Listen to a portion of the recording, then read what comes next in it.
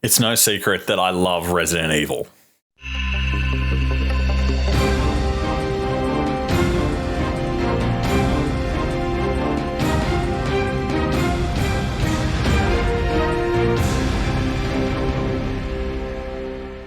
Resident Evil.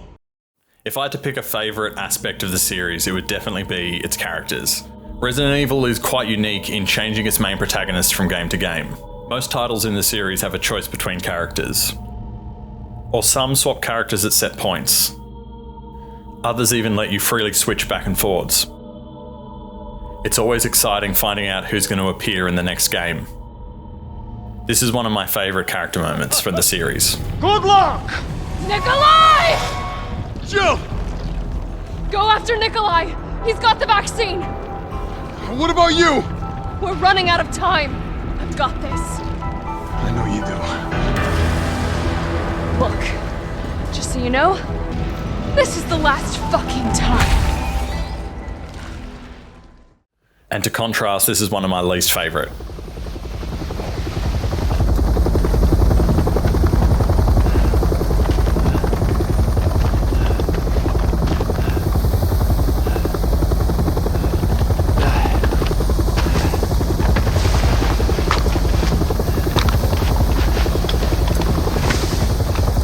Redfield. Glad we found you. The fuck took you guys so long? I was very skeptical of going into Resident Evil 7 after the trailer. I wasn't a fan of the first-person perspective. After playing the demo, I was worried the game was going to focus more on hiding than combat and resource management, and would be similar to Outlast, PT, and Amnesia. I was pleasantly surprised when I played it to find that it was a faithful survival horror experience. Similar to Resident Evil 1, but with a far more scary and brutal aesthetic, akin to Texas Chainsaw Massacre and Evil Dead. Despite not being particularly fond of the aesthetic, or Ethan as the main protagonist, I really enjoyed Resident Evil 7. And when I got to the end, I saw this reveal. I was shocked. This moment, that could have been so exciting, just left me baffled by the redesign of Chris Redfield. The confusion was so widespread, along with the unexplained introduction of Blue Umbrella, that a very popular fan theory began, that this was actually an imposter posing as Chris Redfield for some nefarious reason. And for a little while, I kinda hoped it was true. I was trying to figure out why my reaction to this was so strong. So I decided to look back at the last 25 years of Resident Evil to try and quantify exactly what it is that I love about the characters in the first place. Welcome to the club. You get used to it. Although the original inspiration for the characters is rooted in 80s action heroes, I like to think of them more like superheroes. They all have a design and presence that makes them stand out from the crowd, and at their core they're all trying to save the world from these crazy biohazard events. The majority of the characters all share a lot in common.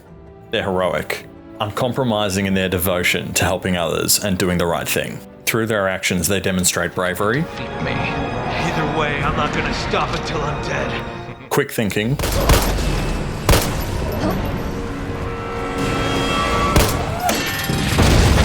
and resourcefulness. Bit of advice, try using knives next time. Works better for close encounters. All with a strong sense of loyalty. I can't just turn my back and walk away. There are no more orders from here on in. It's just us. We are partners. To the end. Although sometimes goofy or over the top, the characters are always treated earnestly. This clash of tones creates the melodrama and camp that Resident Evil is so well known for. A new Genesis is at hand, and I will be the creator. Seeing these characters return in more games across the years makes me more and more invested in them. And it makes moments like this hit so hard. Jill, come on! It's me, Chris! Snap out of it! Come on, Jill! Get yourself together, wake up! Jill Valentine!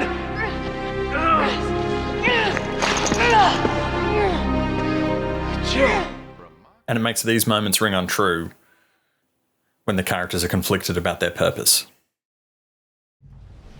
Ej, dama vas je zamolila da odete. I said she asked you to leave.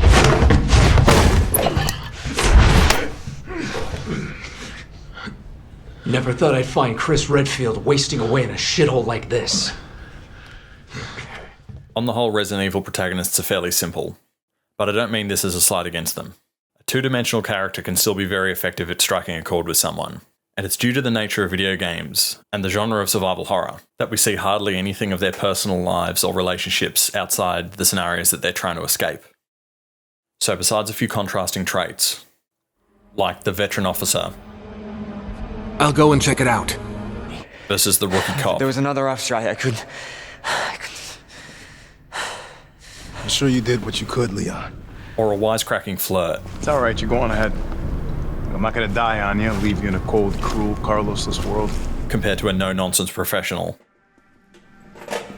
She is an elite operative of RPD, Special Tactics and Rescue Service. Her name is something Valentine. It's Jill. Nice to meet you, Jill. All the main characters are fairly similar. That's where design comes into play to differentiate the characters from one another. Starting with the very originals. Because their models are a lot less complex, simpler differences are used, like height and gender. Easily recognisable silhouettes and shapes, like Jill's shoulder pads and beret. Then there's hair and colours. Chris is green, Jill is blue. They both have short hair. Leon is blue or grey, Claire is red, and they both have long hair. The colour theme continues into later games, much like a superhero costume, with Rebecca wearing white, Billy and Sheva wearing purple, and Ada and Barry always appearing in something red.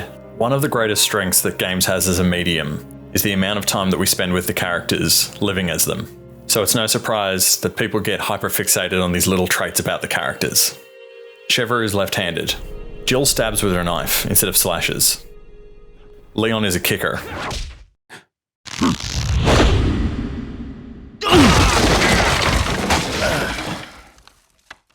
Where Chris is a puncher.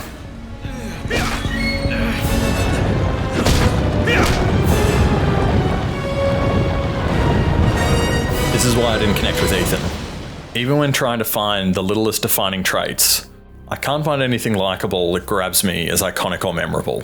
And I think being in first person is a huge part of that. Point of view is important in video games as it is in film when trying to portray a subject matter or character for a specific effect. So if Resident Evil excels at having a huge iconic cast of visually distinct heroes courageously saving the world, then third person is the most effective way to portray that. But what's more disappointing than not connecting with a new character is seeing an already iconic character being portrayed by someone that doesn't look or sound like Chris Redfield. Resident Evil 7 was the first game made in the new RE engine, where they switched to scanning real actors for the faces of the main characters. But since the mainly negative reception of Chris's appearance in RE7, we've had much more familiar appearances of Leon, Claire, Ada, and Jill in the Resident Evil 2 and 3 remakes. Then we come to Resident Evil Village. I like it a great deal more than 7 when it comes to setting, enemy design, variety of enemies, and the stronger emphasis on combat. Although almost a year on, I'm a lot less enamored with it than the excitement of its initial release. I couldn't be happier with Chris's return to form, and the decision to at least show cutscenes in third person when playing as Chris. What's that, sir? The mission? All of it. 3 years trying to put this thing in the ground. 3 years too long. He looks like the perfect progression of the evolving appearance he's had since Resident Evil Remake. I couldn't imagine him looking more perfect.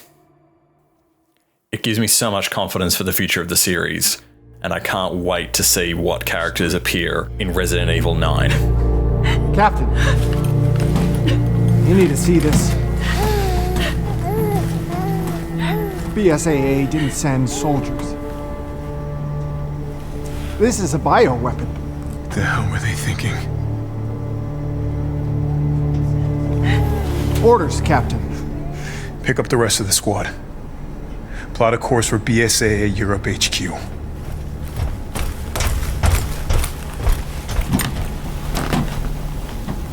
Someone's gotta pay.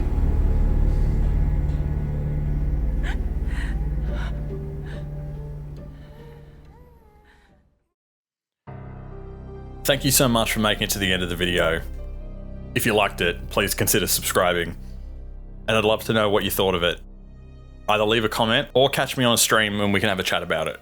If you'd like to hear more of my opinions on video games or films, I also co-host a podcast called Rose Tinted Review that's available on all major podcast platforms.